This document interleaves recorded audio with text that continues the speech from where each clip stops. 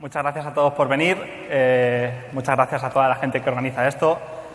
Está muy bien que haya eventos de este tipo porque nos damos a conocer y se moviliza un poco todo y siempre es muy interesante. Trabajo, como os han comentado, en Paradigma Digital. Somos una empresa en la que nos encargamos de ayudar al resto de empresas a que evolucionen y a que se pongan un poco al día en cuanto a las tecnologías que utilizan y metodologías del trabajo. Esta charla surgió un poco porque una compañera de trabajo, que es del departamento de administración, se quejaba en una charla que dio ella, un poco en clave de humor, de que no entendía nada de lo que decíamos los desarrolladores, administradores de sistemas, etcétera. Y es que es verdad, o sea, a veces somos como muy cerrados a la hora de hablar, utilizamos muchísimos términos que vienen del inglés y que algunos incluso están mal traducidos y no tienen ningún sentido. Y dije, bueno, pues si lo piensas bien, tampoco es tan complicado que te acaben entendiendo. Si son unos pocos conceptos de base y luego ya el resto cae por su propio peso. Entonces, vamos a explicar primero una base sobre la que vamos a fundamentarnos para explicar luego cómo funcionan unas cuantas aplicaciones que ahora están muy de moda y que facilitan mucho el trabajo de los desarrolladores. Vale. Yo soy administrador de sistemas. ¿Esto qué significa? Que me dedico a hacer que todas las infraestructuras sobre las que trabajan mis compañeros estén siempre funcionando correctamente, que si se caen no se entere nadie, no porque no me interese que se entere nadie, me interesa enterarme a mí, pero que no haya ninguna caída de servicio y, en general, pues poder estar monitorizándolo todo pues para poder ser proactivo, mejor que reactivo. Esto es más o menos lo que se dedicaría a mirar un administrador de sistemas hace 20 años. Bueno, podéis imaginar que ha cambiado muchísimo todo, la tecnología ha avanzado un montón y ahora tenemos maravillas y yo realmente lo que suelo mirar en mi día a día es más bien esto otro. Hay matices, ¿vale? El negro es más negro, el verde es menos brillante, así que hace que sea más difícil quedarte ciego. A la larga el resultado es el mismo, pero bueno, realmente el 80% de mi tiempo lo empleo delante de una pantalla como esta. Cuando empezaron todo el tema de los ordenadores, era bastante simple en comparación con lo que hay ahora. No era simple para nada, ¿vale? Pero en comparación con lo que hay ahora era bastante simple, ¿no? Y según iban metiendo cosas para aumentar pues tanto la potencia como flexibilidad, como un tipo de recursos que podía tener, que nos podían ofrecer estas máquinas, se fueron aumentando también la complejidad a la hora de utilizarlas. Y entonces empezamos a necesitar ciertas cosas pues para controlar dónde se ubicaba dentro del disco duro toda la información, cómo hacer conexiones. Pues el hecho de copiar un archivo en tu disco duro por debajo es un proceso bastante complejo. O sea, bueno, no para todo lo que puede hacer un ordenador, pero si te paras a pensarlo, tienes que saber dónde está ubicado físicamente ese archivo en el disco duro. Abrir el archivo, ver que efectivamente tienes permisos para abrirlo. O sea, hay una serie de cosas que no nos damos cuenta. Y aquí entramos en un concepto que yo quería hablar, que se llama abstracción. O sea, al final todo esto, la mayoría de las cosas que se hacen es para abstraernos de muchas cosas que hay por debajo que no necesitamos entender, que no necesitamos conocer, ni saber cómo ocurren, para que luego podamos utilizar las herramientas, que son los ordenadores, para poder hacer trabajo que realmente luego nos va a dar un valor, como pueden ser pues, los desarrolladores, el desarrollar aplicaciones. Bueno, pues así, un sistema operativo sería lo que nos permite abstraernos de todo esto de cómo se arranca el ordenador, dónde se ubican los archivos, el poder exponer a través del monitor toda esa información. Todo eso no es de gratis, o sea, hay muchísimos procesos que están corriendo por debajo y que en ningún momento tenemos que hacernos cargo de ellos. Bueno, vamos a explicar el concepto de direcciones IP. Muchos de vosotros ya lo conoceréis, pero para el que no lo conozca, esto le va a venir muy bien para más adelante. Cuando empezaron a evolucionar estas máquinas, los ordenadores, llegó un momento en el que interesó poder conectarlas, ¿no? Y poder jugar con eso de las conexiones. Bueno, en aquel momento debía ser muy sencillo saber lo que hay al otro lado de la conexión, porque estarían conectados por un cable, ¿sabes? O sea, ¿dónde está el otro ordenador? Pues al otro lado del cable. Era un concepto bastante sencillo, nadie se tuvo que romper mucho la cabeza en ese momento. Pero cuando todo esto empezó a evolucionar, empezaron a conectar muchos ordenadores, necesitaron saber a dónde iba a enviar cada ordenador toda la información que necesitaba enviar a otro ordenador. Entonces ya no había solo un ordenador al otro lado del cable, había muchos ordenadores en algún lado de la red de ordenadores. Entonces, en algún momento tienes que identificarlos.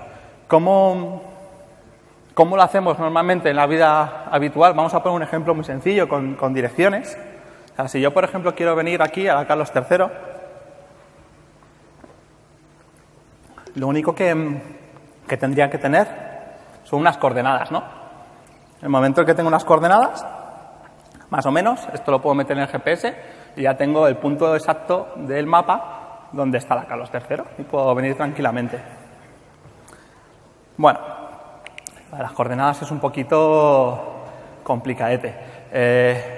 Como veis, las coordenadas, el equivalente a las coordenadas dentro de toda la informática de este mundillo son las direcciones IP, que están compuestas por 4 campos, por 4 números, que van de 0 al 255, tienen su explicación, pero bueno, es un estándar. Y entonces un ejemplo sería pues la 192.168.1.1, pues, por ejemplo, de las millones de IPs que hay.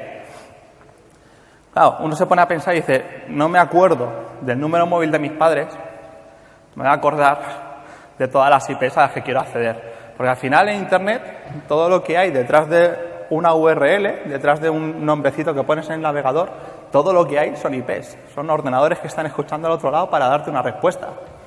Entonces, tú cuando pones google.com, realmente lo que hay debajo de ese google.com es una IP, ¿vale? Entonces, al igual que, bueno, la comunicación de una dirección IP de un ordenador con otro a través de la IP sería tal que así. Tengo un ordenador con una IP que acaba en 101, vamos a simplificar, y se quiere comunicar con otro ordenador con una IP que acaba en 102. Tenemos un router, todos tenemos en casa algún router, y este es el que tiene una tabla donde tiene almacenados a dónde tiene que enviar la información que va destinada al IP 102. Vale, correcto. Envía la dirección a la IP 102 y se establece la conexión y todo va bien, todo funciona. Esto es lo que comentaba, esto es muy farragoso para nosotros. O sea, el router lo entiende muy bien, pero nosotros necesitamos reglas mnemotécnicas. Un poquito de abstracción, ¿no? Lo que comentábamos al principio. Entonces, al igual que hacemos con las direcciones, pues para venir aquí a venir a la Universidad 30, Leganés, etcétera, mucho más fácil de recordar para nosotros, pues también hemos hecho lo mismo en el mundo de Internet. Hemos generado un servicio que se llama DNS, Domain Name System, en el que hay servidores en Internet que los tienes que configurar previamente en el ordenador, aunque cuando haces una instalación pues, de Windows o del sistema operativo que sea, ya tiene unos por defecto, o te los da tu propio proveedor, Movistar, Orange, etcétera, con el que estés. En el que cuando vas a consultar una dirección, como podía ser la de google.com, directamente se consulta ese servidor. Oye, quiero acceder a google.com, pero no tengo ni idea de cuál es la IP. Entonces ese servidor busca en su tablita. El proceso es bastante más complejo, pero simplificando, busca en su tablita y responde, oye, que google.com ya lo he encontrado y está en esta otra IP. Entonces ya sabes que tienes que acceder a esa IP. Esto pasa por debajo y no tienes ni idea de qué ocurre, pero ocurre así. O sea, y esto de los DNS es algo interesante también. Que además, en algún momento que has trasteado con el ordenador, tienes algún problema, aparece por ahí los DNS. Cuando son problemas de conexión, casi seguro.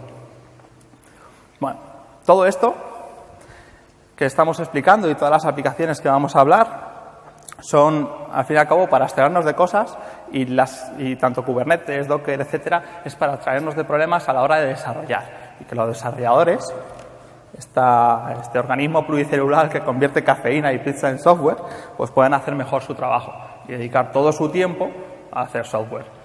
Bueno, no siempre es pizza, hay gente que prefiere hamburguesas. Eso sobre gustos. Entonces, ¿cómo trabaja un desarrollador? Vas a hacer un programita y, por ejemplo, solo tienes como herramientas la suma y tú quieres que tu programita pueda multiplicar. Pues todos sabemos que una multiplicación pues es una sucesión de sumas. Quieres multiplicar 3 por 4, pues como veis ahí, pues 3 más 3 más 3 más 3. Muy fácil. Entonces, tu programita al final tendrá una especie de función que diga, oye, si me das un número X y un número Y se tienen que multiplicar, pues sumas X y veces. Muy sencillo. Esto es para poner una base muy sencilla que luego se va haciendo mucho más complejo. Si el día de mañana necesito multiplicar en otro programa, no volveré a poner otra vez esto. Me llevaré ya este programita que ya me he hecho, ya sabe multiplicar, lo importaré en mi programa, haré copy-paste y ya está. Todos estos programitas que ya están hechos, que hacen funciones específicas, que nos sirven de ayuda para desarrollar el otro, pues lo llamamos librerías, ¿no? Es sobre lo que vamos a basar todo nuestro trabajo. Porque hay muchas de las cosas que necesitamos hacer que ya las ha tenido que hacer alguien antes. O hay proyectos o comunidades de personas que les interesa tener esta funcionalidad y entonces las desarrollan. Bueno, hasta aquí bien. A veces surgen problemas con las librerías.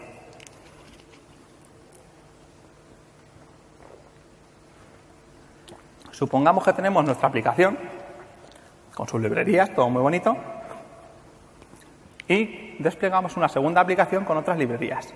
Y algunas de las funciones estas que estamos usando pues son comunes. Bueno, pues no pasa nada, que las usen los dos. Pero luego dejamos de necesitar la aplicación 1 y la borramos. ¡Pum! Bueno, aplicación 1 debería haber desaparecido, pero os hacéis la idea. ¿Y qué es lo que ocurre? Pues que faltan algunas librerías a lo mejor de la aplicación 2. O que al poner la aplicación 2, esa librería que estaba utilizando estaba un poco antigua, la ha actualizado y deja de funcionar la 1 porque no entiende esa librería, no es capaz de comunicarse con ella o de utilizarla. Bueno, para esto, afortunadamente han surgido varias estrategias para evitar este tipo de cosas.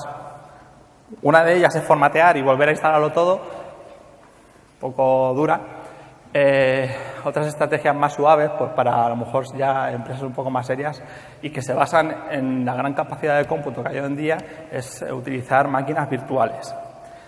¿Qué es esto de las máquinas virtuales? Bueno, tenemos la capacidad de cómputo ha aumentado una barbaridad y muchas veces hay aplicaciones muy pequeñas que no hacen uso de toda esa capacidad de cómputo y se queda lo que sería un ordenador o un servidor, así como un ordenador que da servicio a muchos otros.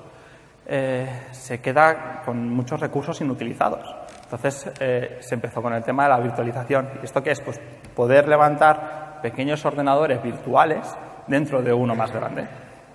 De esta forma pues podemos aprovechar mejor los recursos y lo que podemos hacer es poner cada una de nuestras aplicaciones aisladas en su propio ordenador virtual, de forma que todo el ordenador virtual entero va a ser para esa aplicación. No vamos a tener este tipo de problemas. Vale, aquí tenemos un ejemplo. Esto es un Windows dentro de otro Windows. Bueno, pues como puede ser un Linux dentro de otro Linux o cualquier cosa por el estilo. Bueno, en la máquina virtual hay una capa por debajo del todo. Aparte del sistema operativo necesitamos un programita que se llama hipervisor para poder gestionar todas las máquinas virtuales, ¿vale? Como podéis ver ahí, cada una de las aplicaciones va a tener su propio sistema operativo, con lo cual ya estamos metiendo ahí un poquito de redundancia de sistema operativo sobre sistema operativo, en el que a lo mejor más adelante encontramos la forma de resolverlo y no estar gastando tantos recursos para luego una pequeña aplicación que va arriba, encima de todo eso. Hay cosas que soluciona. Por ejemplo, si una de las aplicaciones en un servidor que solo tiene el sistema operativo y están todo un conglomerado de aplicaciones empieza a fallar, puede empezar a generar un problema en cadena y hacer que falle todo el sistema. O sea, se tumba, alguna vez se os ha quedado bloqueado el ordenador a más de uno, pues es básicamente eso. Es una aplicación que ha empezado a consumir muchos recursos o que ha cogido pues todo lo que había para el resto de aplicaciones y se ha colgado ahí todo y ha dejado de funcionar. Sin embargo, con máquinas virtuales lo que haría es que se cuelga la máquina virtual y bueno, por lo menos el resto de nuestras aplicaciones pueden seguir trabajando. Bueno, vamos a empezar a hablar ya de lo que venía un poco en el título. Hay formas, ahora se está poniendo mucho de moda una tecnología que se llama Docker. Docker, sin la S del final, por favor, ¿vale? Docker es esto. ¿vale? Eso no. No os van a entender, bueno, os van a entender por el contexto, ¿vale? Pero queda un poco de risita, ¿eh? Mira, ha dicho Docker. Este es Docker. Vale. Cuando vosotros cogéis y organizáis todas vuestras fotos en carpetas, ¿vale? Tenéis todas las carpetas, todas las fotos de, a lo mejor del verano, de la carpeta del verano. Todas las fotos del año pasado, en la carpeta del año pasado. Y todas están viviendo en su ecosistema de la carpetita y solo se ven unas a otras. Es algo parecido a lo que se hace en Docker, ¿vale? Se llaman contenedores, es una virtualización ligera, se llama también, en el que, utilizando el mismo sistema operativo, podemos hacer que las aplicaciones crean que están ellas solas, porque están en su propia carpetita, con todas sus librerías para ellas solas, y en el que se creen que todo lo que ven es todo lo que hay, aunque luego desde fuera es mentira, pero desde dentro es lo que parece. Bueno, por supuesto el sistema operativo tiene que estar preparado para soportar esto. Esto ofrece una serie de ventajas que veremos un poco más adelante. Vale. ¿Qué ocurre si se cae uno de los contenedores? Como esa aplicación tenía todo para ella, sus propios recursos aislados para ella, con sus propias librerías aisladas para ella, no te tumba el resto del ecosistema. ¿Y cuál es la ventaja? Pues que no tienes que tener un sistema operativo por cada máquina virtual. O sea, para que os hagáis la idea, arrancar una máquina virtual es como darle un botón de encendido de un ordenador. Va a tardar su minuto y pico en hacer las comprobaciones, etcétera. Arrancar un Docker va a tardar 2 segundos, porque el ordenador ya está encendido sobre el que va a trabajar. Bueno, esto sería un ejemplo del paralelismo de lo que hemos visto antes de la aplicación con una segunda aplicación, ¿vale? Tenemos una primera aplicación en su Docker contenida, ponemos en nuestro servidor una segunda aplicación en su Docker contenida, ¿vale? Perfecto. Quitamos la primera, no pasa nada, están totalmente aisladas. Vale. ¿Qué ventajas nos ofrece Docker? Lo que acabamos de ver, el que se aíslan las aplicaciones, que es muy ligero, no tenemos que montar un sistema operativo con todo lo que ello conlleva por cada uno de los contenedores. Que homogeneiza entornos, ¿qué es esto? Bueno, que yo tengo mi contenedor en mi sistema operativo, a mí me gusta mucho Linux, yo es lo que utilizo para trabajar, y a lo mejor el cliente tiene otro Linux diferente. Entonces, esto es como los PDFs, ¿vale? De los documentos. Tú, cuando utilizas un PDF, sabes que cualquiera con un lector de PDF lo va a entender y le va a funcionar bien. Bueno, pues esto es lo mismo. Cualquiera que tenga Docker en su sistema operativo le va a funcionar tu aplicación. O sea, esto sirve pues, para hacerlo todo mucho más portable. Y luego que además ofrece un repositorio, que es una de las principales ventajas que a veces pasa desapercibida. Mi abuela no sabe lo que es un repositorio, así que lo voy a explicar. Bueno, al final cuando estás trabajando en desarrollo y estás haciendo todos tus programitas, etcétera, y tienes todo tu código, son muchas líneas, estamos hablando de miles de líneas de código, necesitas empezar a controlar eso, ¿vale? Controlar eso no me refiero a lo que hacíamos en la universidad de versión final 2, versión final 3, punto final de verdad. No, o sea, control de versiones de verdad. ¿Y esto qué significa? Bueno, pues hay sistemas que te permiten ir enviando a un servidor donde se almacena todo, o incluso hacerlo en local, donde se va almacenando todos los cambios que vas haciendo, se guarda un histórico, le vas diciendo, quiero que me pongas ahora esta tag, que al final acaba siendo versión final de verdad, etcétera. Pero bueno, por lo menos hay un control y puedes ver en los logs los cambios que se han ido metiendo, todo mucho más organizado. Vale, eso en cuanto al código. Pero en cuanto a Docker podemos hacer más o menos lo mismo. O sea, tú puedes tener un control de versiones de Docker en el que tú tienes, pues, por ejemplo, un Google Chrome y lo puedes tener en una versión anterior para hacer tus pruebas, para ver si funciona con esa versión, un Google Chrome en una versión más avanzada, etcétera. Y todos ellos lo puedes tener en tu repositorio y a la hora de acceder a ellos solo tienes que, de ese repositorio, coger el que te interesa. Esto es súper importante. O sea, para mí ha sido uno de los puntos más fuertes de Docker, el registry, que se llama el repositorio de Docker. Bueno, todo está muy bien, pero llegamos a un problema en el que si tú tienes tu servidor montado, vale, muy bien, he seguido tus consejos, tengo mi servidor montado, le he puesto un Linux, he puesto Docker y lo tengo todo plagado de mis aplicaciones con Docker, todo va bien, pero de repente el sistema operativo se cae o hay un apagón de luz y yo, ¡guau! Me quedo sin todas mis aplicaciones, me quedo sin el servicio, ¿qué rollo? Claro, al final tienes que conseguir, cuando entras en el mundo empresarial necesitas alta disponibilidad. ¿Esto qué significa? Bueno, pues que aunque se caiga el edificio donde está corriendo todo esto, tiene que haber otro edificio que pueda darnos servicio. Si hay un apagón, si se estropea uno de los servidores, una inundación, lo que sea, el servicio tiene que seguir. Entonces, ¿cuál es la solución? Pongo muchos servidores, pero no pueden ser réplicas, porque lo que tiene que ocurrir es que se puedan comunicar entre ellos, ¿vale? Esto es lo que llamaríamos un clúster. Entonces montamos un clúster, que es una granja de muchos servidores, en el que vamos distribuyendo todos nuestros contenedores. ¡Joder, qué bien suena eso! Sí, qué bien suena eso, pero ¿cómo lo organizas? ¿Dónde despliegas tus contenedores? ¿Cuántos despliegas? Etcétera. Bueno, pues para eso se ha hecho Kubernetes. Kubernetes, bueno, yo lo llamo Kubernetes, o sea, si lo escucháis por ahí por YouTube, la gente anglosajona dice Kubernetes o cosas parecidas, pero viene del griego, así que debe ser muy parecida como lo he pronunciado. Kubernetes es un proyecto open source de Google.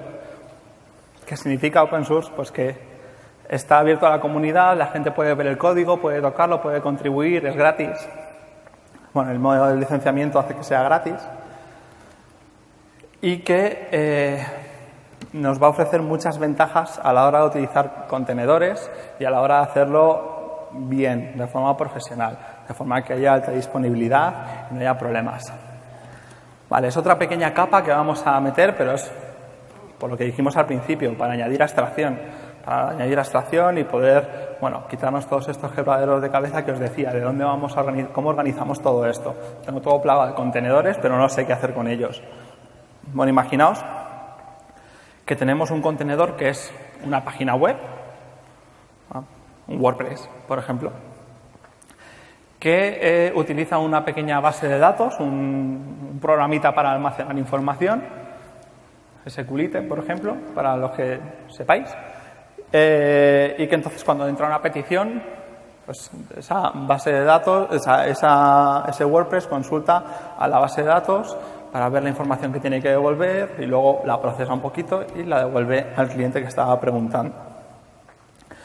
Vale, si no tenemos en cuenta dónde han caído todos los contenedores o no somos capaces de gestionar todo eso, ¿cómo hacemos nuestro programa para que sepa a dónde tiene que consultar en nuestra web, o sea, toda la configuración, dónde tienen que hacer las consultas y demás? Bueno, esto sería muy complicado, ¿vale? Porque al final Kubernetes lo que hace es distribuir de la mejor forma posible entre todos los nodos las cargas de los contenedores. Es decir, que en vez de tener, como veíamos en la transparencia anterior, todos los nodos, todos los pods, los contenedores en el mismo nodo, pues lo que hace es distribuirlo pues para que todos tengan más o menos la misma carga. No solo es por tener todos la misma carga, sino también porque si en este escenario se cae ese nodo, hasta que todos los contenedores vuelven a ser creados en el resto, pues pasa un rato. Sin embargo, en este escenario el impacto es menor. Bueno, pues para que todo esto se pueda comunicar, al final tiene como un servicio de DNS por dentro. Es decir, que cuando tú eres un programador, un diseñador, un desarrollador, y tienes que hacer que tu aplicación 1 se conecte con la aplicación 2, pues no te tienes que preocupar por en qué nodo ha caído, ni qué IP tiene ese contenedor, ni nada. Simplemente dices, oye, hago una llamada a la aplicación 2. Y ya está. Directamente, si por ejemplo entra una consulta web, ¿qué iría? La web pasa a la aplicación web y la aplicación web consulta la base de datos. Le da igual la IP que tenga la base de datos, porque eso ya es de Kubernetes el problema. Él ha puesto base de datos y si tú tienes configurado Kubernetes para que esos contenedores se llamen base de datos, sea un selector de ese contenedor, pues va a poder acceder a la información. Luego hacer camino inverso y se produciría comunicación. Vale. Lo que nos ofrece Kubernetes. Bueno, pues eso, es un orquestador de contenedores. Nos permite Abstraernos de la distribución de los contenedores, lo que comentábamos. Hay muchas formas, hay muchas estrategias que se pueden configurar en Kubernetes, porque, por ejemplo, a lo mejor nos interesa que haya un contenedor de un tipo específico en cada nodo del clúster, en cada servidor del clúster, pero no nos interesa que estén repetidos. O sea, precisamente porque hablamos de la alta disponibilidad. Bueno, pues eso se puede configurar, se le puede dar mucho peso a la antiafinidad de los contenedores, etc. También los contenedores, cuando estás trabajando con ellos, cuando estás trabajando con Docker, tienes que tener en cuenta que son efímeros, que no está asegurado que vayan a sobrevivir.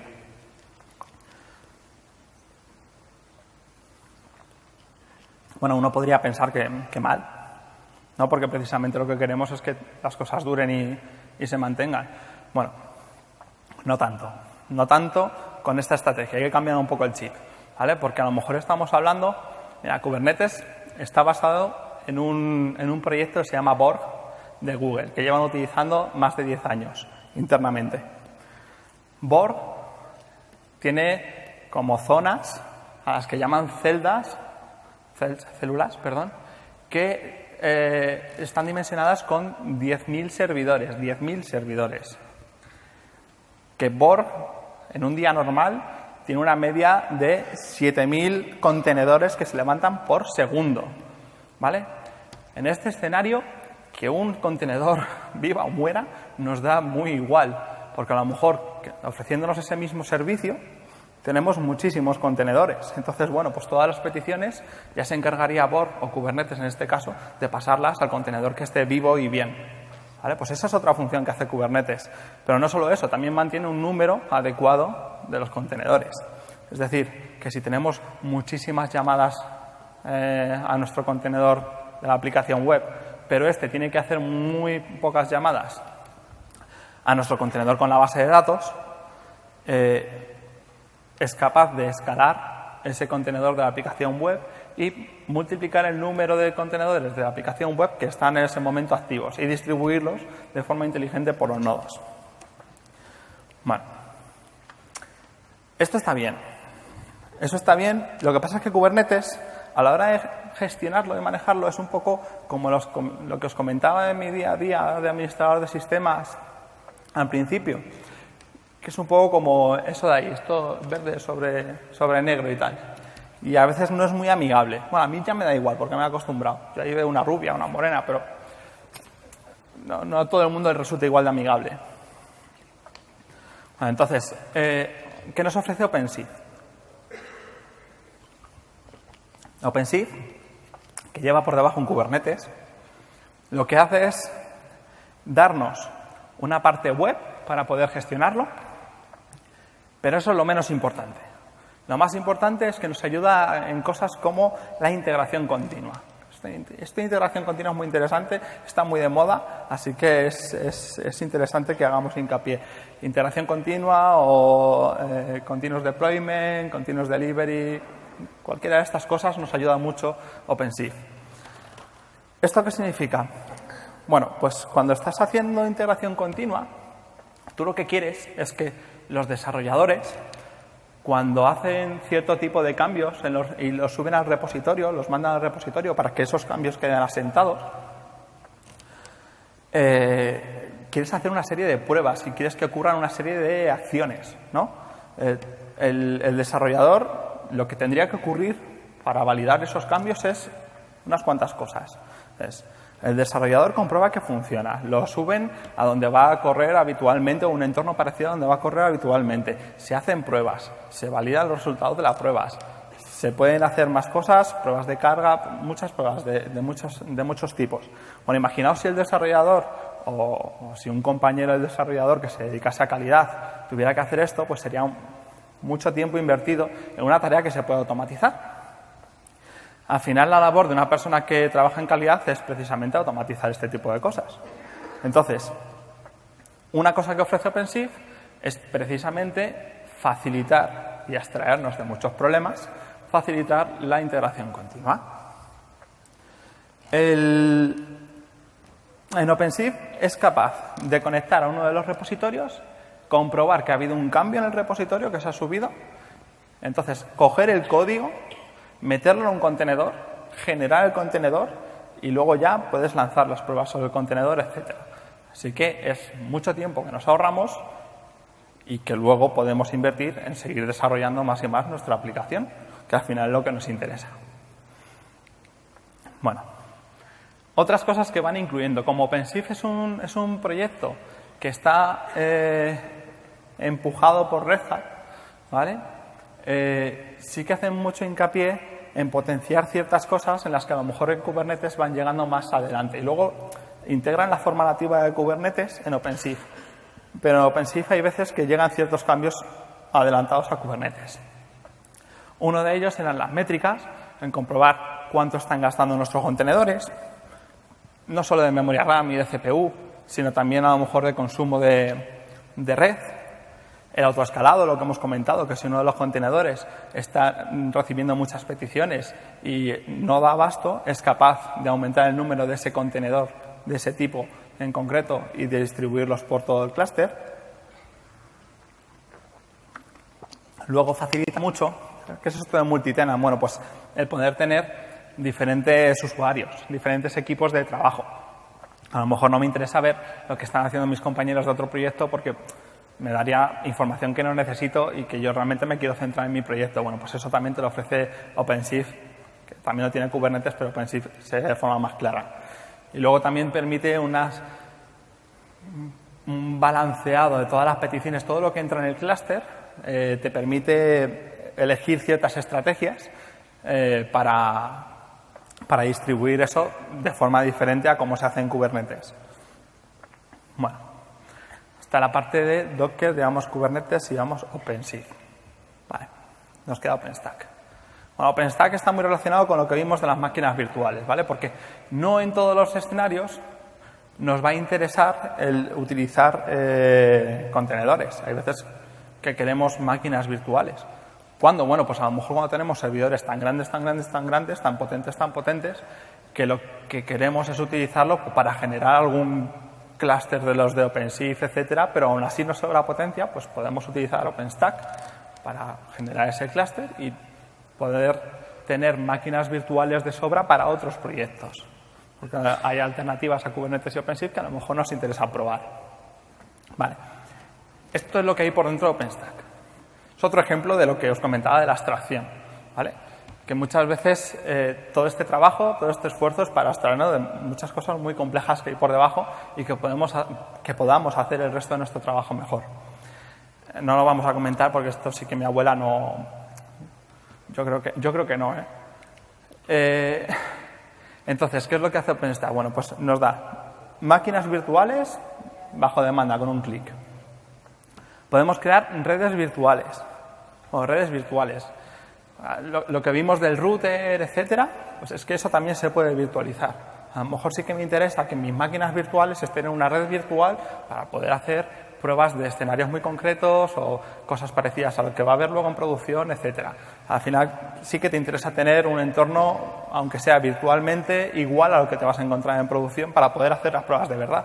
Bueno, no te sirve de nada hacer pruebas de una aplicación en tu servidor, bueno, en tu ordenador de casa, cuando no es para nada el entorno en el que va a estar ejecutándose la aplicación.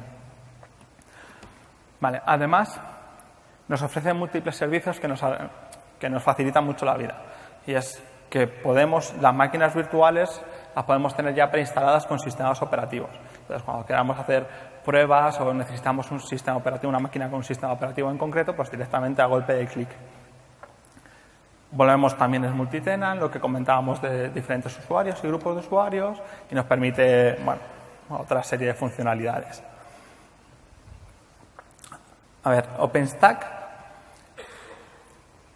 la verdad es que es muy potente la parte de OpenStack porque nos permite guardar la infraestructura virtual, aunque sea, como código. Y esto nos permite tener un control de versiones, guardarlo en repositorios, etcétera. Al final, la labor del administrador de sistemas se está convirtiendo más en un desarrollador de infraestructuras. O sea, en el momento en el que tú llegas y tienes tu código de cómo quieres que sea la infraestructura se lo pasas porque lo has programado previamente, se lo pasas a OpenStack y OpenStack te monta la red con la topología que tú has elegido, te despliega las máquinas virtuales, etcétera. Hoy en día hay empresas, pues empresas como las que ayudamos en mi empresa a evolucionar, que tienen serios problemas en cuanto a administración. En cuanto a la burocracia súper pesada que tienen para conseguir recursos. Nos hemos encontrado con empresas en las que a lo mejor necesitaban un servidor y el servidor iba a tardar 2 meses en tenerlo. Bueno, pues es que para dentro de 2 meses el proyecto debería haber terminado. ¿Cómo puede ser eso? Y sin embargo, si lo tienes con OpenStack, de esta forma, haces un clic y ya lo tienes. Hay que tener cuidado y hacer un uso responsable de eso, porque si no, todo el mundo generándose sus entornos, etcétera. Luego la gente se olvida, no los limpia y demás. Pero bueno, para eso tienes tu grupo de administradores de sistemas, que son los que se encargan de revisar que efectivamente todo está funcionando correctamente. Pero todo ese tiempo de 2 meses de espera hasta que validan lo del servidor y te lo dan, en este caso, pues podrían ser unos pocos minutos. Y bueno, yo creo que con esto ya bastante información.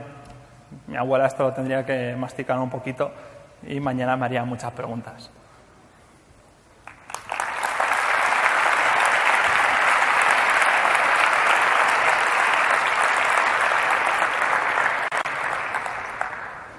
No sé si tenéis alguna duda, puede que tengáis alguna. Ahí, ¿tenemos micrófono para las dudas?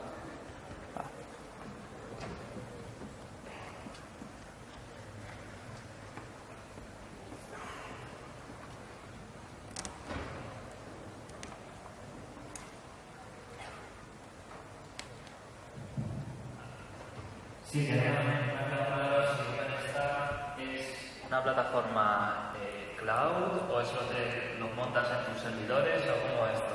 Bueno, es para cloud. Lo que pasa es que no quería meter más conceptos diferentes, pero es para hacer tu propia cloud privada. Lo puedes montar en tus propios servidores. Si tienes servidores, a ver, no tendría sentido a lo mejor que lo montes más que como prueba de concepto en tu ordenador de casa con tus 16 GB de RAM, etcétera.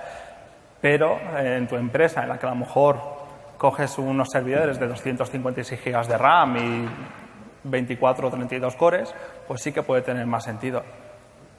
Claro, con esto que has dicho, que si me resulta difícil conseguir un servidor, pues lo monto en OpenStack, me da la impresión de que era una cosa más cloud, en plan, no tengo que comprar un servidor y montarlo ahí. Claro, efectivamente, es eso. También cuando estás haciendo un dimensionado, bueno, enseguida hay mucha gente que dice, vamos, todo a cloud y ¡buah! Esto como lo regalan, y luego no te das cuenta de que cloud está muy bien, pero es caro. O sea, y mi opinión personal es que cloud lo deberías utilizar para desbordamientos, para hacer frente a picos.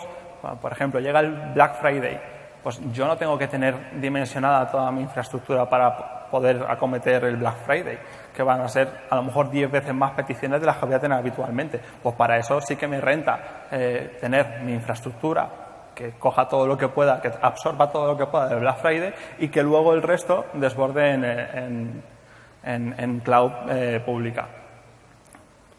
Y en ese caso se podría, digamos, orquestar, organizar mediante OpenStack o lo que sea, tus propios servidores con los de cloud.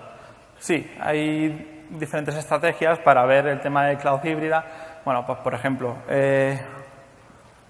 podríamos montar un clúster de OpenShift, si estamos utilizando OpenShift luego por encima, y que los nodos, y poder ir escalando nodos y añadiéndolos al clúster de la nube de Amazon o de Google Cloud, etcétera. Vale, gracias. Nada. Mira, por aquí.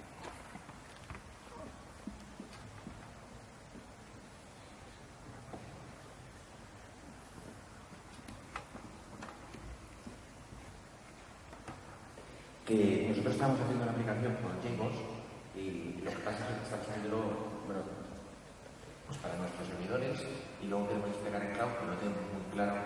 Estamos acostumbrados a desplegar en casa del cliente en infraestructuras grandes, pero sin embargo el salto a cloud no tenemos muy claro si ir directamente a OpenShift si quedamos en la parte de Docker.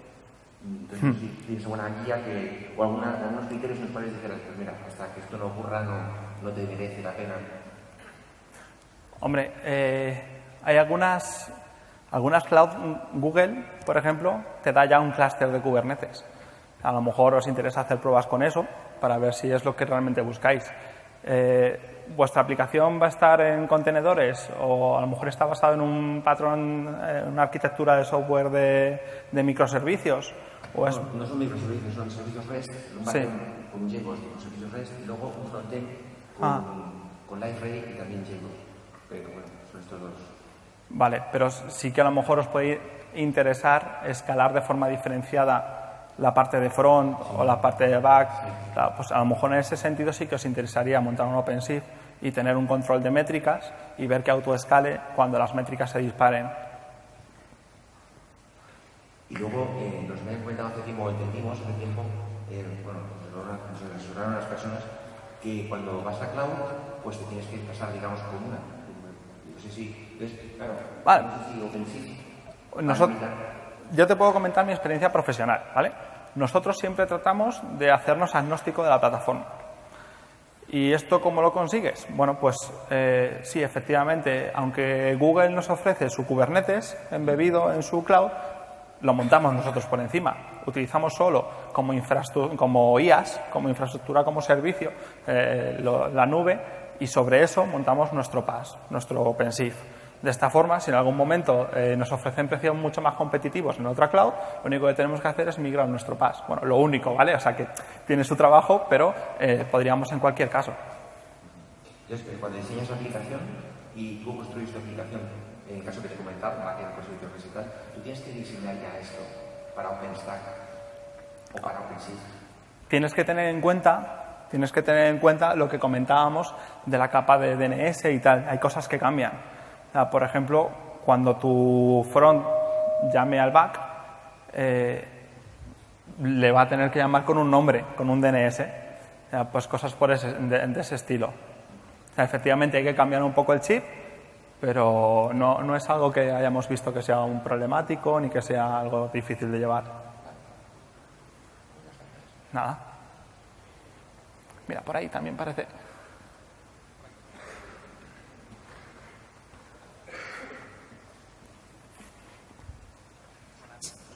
Hola. Buenas. Gracias, lo primero. Nada. Y mi abuela con esto se enterará, sí, esto desde luego. A ver, en realidad OpenShift se instala. Porque, o sea, has hablado como de Docker, como algo que tú instalas, sí. Los Kubernetes, y luego OpenShift como el siguiente paso, que ayuda a controlar los Kubernetes, pero me parece que OpenShift es ya una plataforma que te permite gestionarlos, ¿no? Sí, pero se instala. Al final todo se instala. Y hay diferentes estrategias de instalación. Se puede instalar con propios Docker, ¿vale? Y hacer tu instalación de OpenShift con contenedores. O lo puedes instalar, por ejemplo, te recomiendo que le eches un vistazo a OpenShift Origin, que es la parte open source de OpenShift. Y en la instalación avanzada, lo que ellos llaman instalación avanzada, te dan un Ansible. No sé si has trabajado una vez con Ansible, o Chef, o Puppet, o SaltStack. Bueno, son todo software para gestión de la configuración y que hace que tus servidores tengan el estado que tú quieres. Es decir, que si tú quieres que tus servidores sean servidores web, se encargan. Tú lo diseñas, programas, utiliza Ansible en concreto, utiliza un formato que se llama YAML, que es como unos JSONs, que son para mí más legibles, y que lo que hace este Ansible es instalarte pues el Apache o el Nginx que necesita ese servidor, porque lo tienes así diseñado. Bueno, pues hay un Ansible que te instala, o sea, tienes que configurar ciertos parámetros, pues como las IPs o los nombres de los servidores a los que van a entrar dentro del clúster. Bueno, echándole un par de días te puedes hacer una pequeña instalación, pero sí, se instala. Vale, y luego una segunda pregunta que es el tema de rendimiento. Porque claro, al final esto es, vas montando cosas encima de otras. Luego, ¿qué tal, o sea, cómo funciona de bien eso? Vale, a ver, todo esto son pequeñas capas, efectivamente, hay un overhead por ahí, se pierde algo de rendimiento. No suele ser el problema.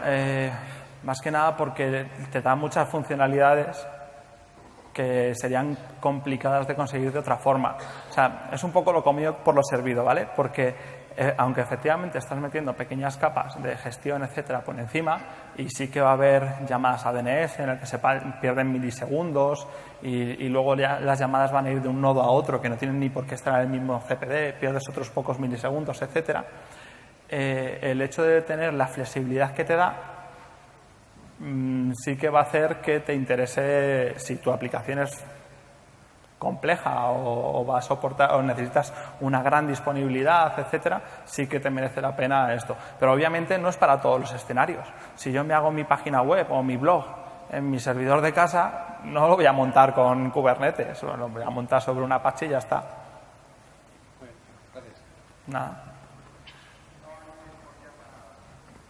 ¿Me escucha? Ahora sí.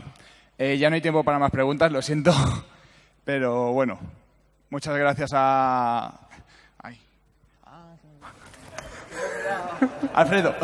Muchas gracias, Alfredo, por la charla.